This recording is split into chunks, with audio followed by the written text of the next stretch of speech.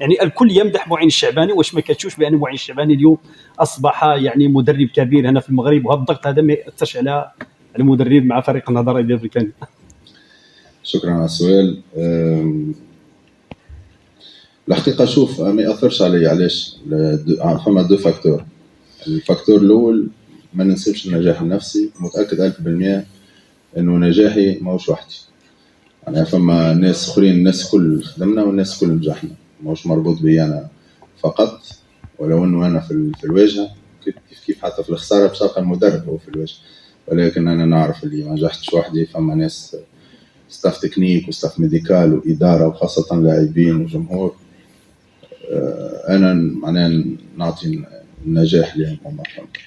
ثم أنا متعود بالضغط، أنا متربي في جمعية كبيرة، تلعب تحت ضغط من أنا صغير، فهمت ودربت معناها تحت ضغط ولعبت على الألقاب. بالنسبة لي أنا مش جديد. دونك اون بو جيري معناها لي سيتواسيون، وهذيك الحاجة اللي وصلتها للأولاد وزرعتها في الأولاد، إنه أول حاجة تكون كونفيون وثم متواضع. Merci coach.